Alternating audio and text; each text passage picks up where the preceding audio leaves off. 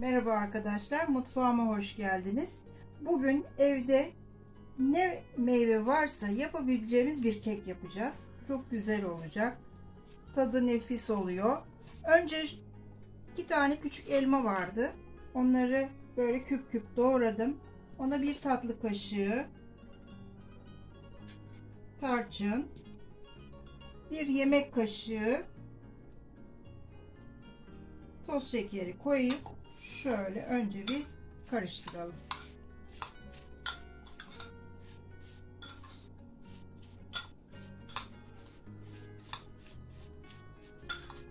Evde biraz kalmış kayısılar vardı.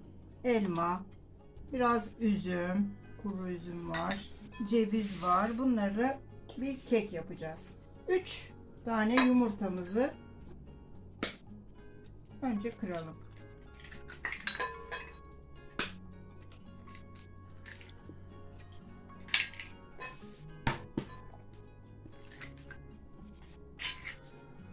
Bunun içine 1 su bardağı toz şekerimizi koyup güzelce bir çırpalım.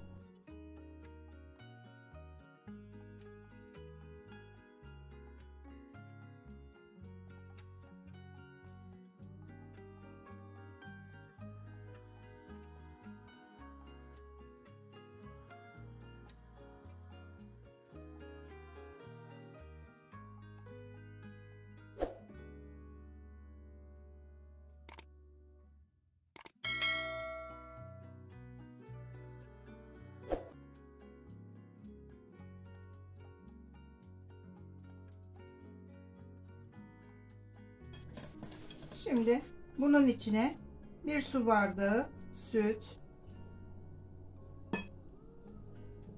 1 su bardağından 1 parmak eksik sıvı yağ,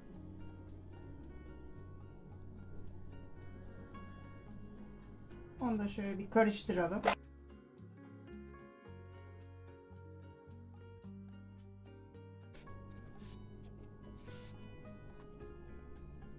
Şimdi bunun içine elediğimiz 2,5 su bardağı unu, 1 paket vanilya,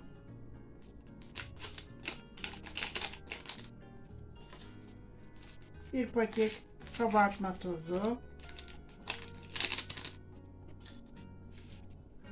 çok düşük devirde şöyle bir karıştıracağız.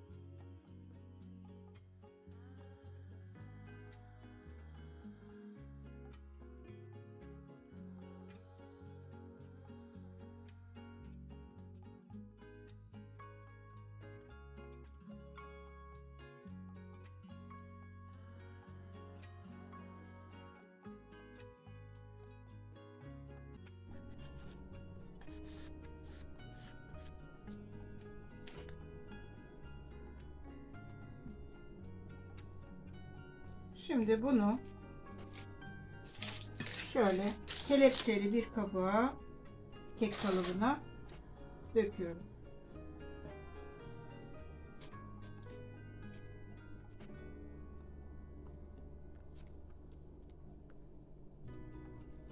Fırınım bu arada 175 derecede ısınıyor. Alt üst, fanlı değil.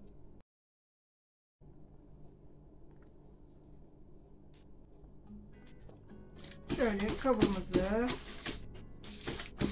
tabanını şöyle bir vuruyoruz. Şimdi bunun üstüne önce şöyle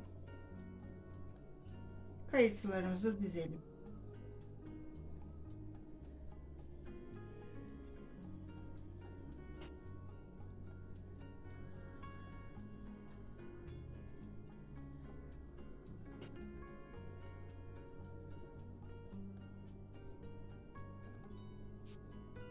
Bir sıra daha dizeyim.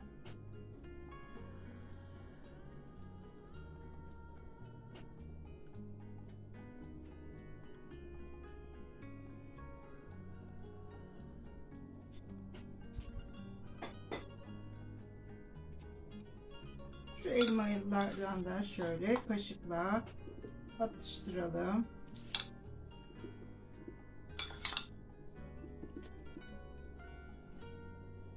Elma 2 tane kalmıştı. Kayısı bu kadar kalmıştı. Değerlendirdim.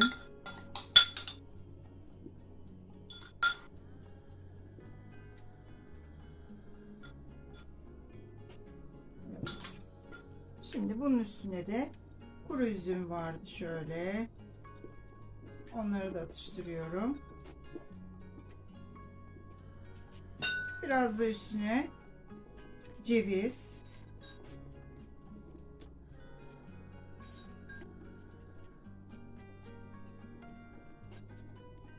Fındık da isterseniz koyabilirsiniz.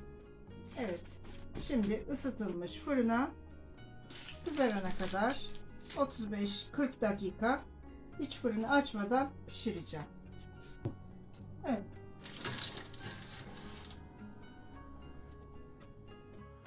Evet arkadaşlar, çeşitli meyvelerle yaptığımız bugünkü kek fırından çıktı. Çok nefis gözüküyor. Şimdi kalıbı açacağım. Biraz ılınmasını bekliyorum. Açacağım. Keserken size de göstereceğim. Yapacaklara şimdiden kolay gelsin.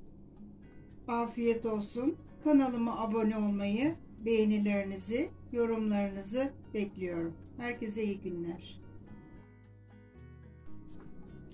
Kalıbımızı açıyoruz.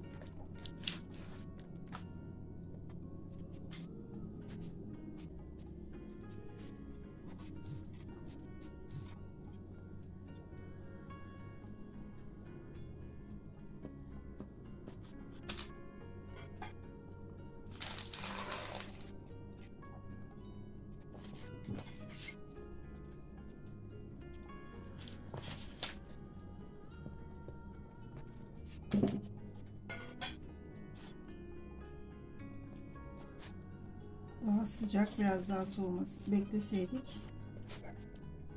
Yumuşacık, pamuk gibi bir kek oldu. Meyveli kek oldu. Deneyin, mutlaka deneyin. Evde ne varsa, hangi meyveniz varsa. Bin bir çeşit meyveli kek.